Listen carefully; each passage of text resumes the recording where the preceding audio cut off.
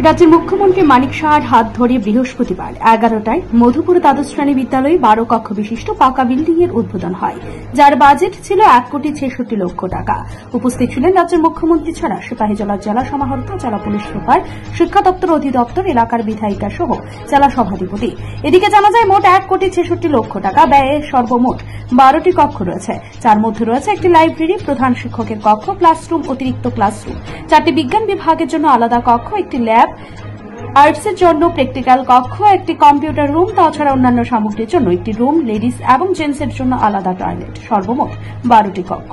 এদিন রাজ্যের মুখ্যমন্ত্রীর হাত ধরে গত বছরে মাধ্যমিক উচ্চ মাধ্যমিকে পাশ করা 100% মধুপুর স্কুলের প্রধান শিক্ষিকার হাতে পুরস্কার তুলে দেওয়া হয়। তাছাড়া আশাকর্মী এবং অঙ্গনওয়াড়ি কর্মীর কাজের কর্মদক্ষতা দেখে তাদেরকেও সম্মানিত করা হয়েছে। এদিকে ভাষণ রাখতে গিয়ে মুখ্যমন্ত্রী বলেন, আমাদের রাজ্য উন্নয়নের জোয়ার চলছে। দেশের প্রধানমন্ত্রী যেভাবে দেশকে এগিয়ে নিয়ে যাচ্ছেন, আমরাও রাজ্যটাকে আরো এগিয়ে নিয়ে যাওয়ার চেষ্টা চালাচ্ছি। বিগত 25 বছরে যা হয়নি তা আমাদের সরকারের আমলে কয়েক গুণ বৃদ্ধি পেয়েছে। পরিশেষে তিনি ছাত্রছাত্রীদের নেশার করাল গ্রাস থেকে ফিরে আসার আহ্বান রাখেন, যাতে করে ছাত্রছাত্রীরা সেই অভিশাপ থেকে দূরে থাকে। এদিকে সেই দিনের অনুষ্ঠানে বিদ্যালয় পরিচালন কমিটি চেয়ারম্যান অর্থাৎ মহকুমা শাসক, স্থানীয় দক্ষিণ মধুপুর পঞ্চায়েতের প্রধান ও পাশাপাশি বিশালগড় সমষ্টি আধিকারিকের কোনো স্থান হয়নি মঞ্চে বসার। স্থান পায়নি বিশিষ্ট সমাজসেবক হোক কিংবা মন্ডল সভাপতি, তারও জায়গা হয়নি, যা এক প্রকার রীতিমতো চাঞ্চল্য দেখা দেয় সাধারণ জনগণের মধ্যে। নতুন যে বিদ্যালয়, মধুপুর উচ্চ মাধ্যমিক বিদ্যালয়, সেটা বহু পুরনো স্কুল এবং আমি এখানে কয়েকবার এখানে এসেছি এবং আমি এই স্কুলের বিষয়ে, যখন এটা বিদ্যাজ্যোতি স্কুল হয় এবং গত বছরের যে রেজাল্ট, এখানে 125টা আমাদের সারা ত্রিপুরার মধ্যে বিদ্যাজ্যোতি স্কুল আছে, ইংলিশ মিডিয়াম স্কুল, সিবিএসসি এর মধ্যে। গত বছরের যে রেজাল্ট ছিল খুব হতাশাজনক রেজাল্ট ছিল।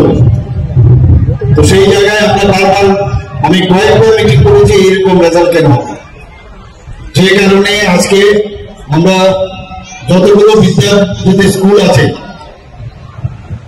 এত ভালো রেজাল্ট করেছে, এবার কয়েক গুণ পার্সেন্টেজের দিক দিয়ে 100% বলুন আপনাদের এই স্কুলেও এবার 100% পেয়েছে, সেটাই প্রমাণ করে যে আমরা ঠিক দিশায় চলছি এবং যেসব ঘাটতিগুলো আছে আমরা সেগুলো পূরণ করছি এবং আমরা আগামী দিনও করব। কারণ আমরা জানি আগামী দিনের যারা ভবিষ্যৎ, তাদেরকে প্রপারলি যদি এডুকেশন না দেওয়া যায় তাহলে এই রাজ্য উন্নয়ন হবে না, দেশ উন্নয়ন হবে না।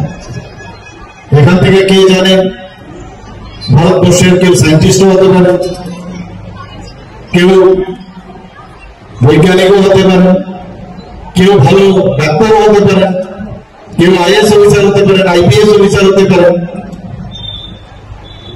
কেউ জানে না। কিন্তু সেই রাস্তাটা, সেই দরজাটা খুলে দেওয়ার যে ব্যবস্থা ত্রিপুরা সরকার এবং আমাদের এডুকেশন ডিপার্টমেন্ট, প্রতিনিয়ত আমরা বসে কথা বলি কিভাবে তাদের উন্নয়ন করা যায়।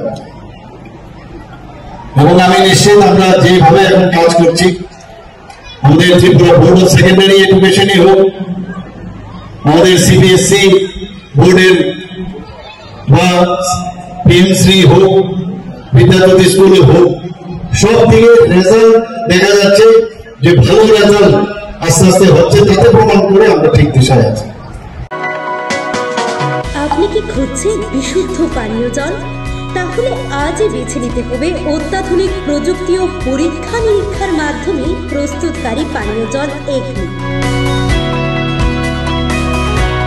বিশুদ্ধ জলে সুস্থ জীবনের মূল চাকাঠি। Acme packaged drinking water. Bureau report, news Tripura 24।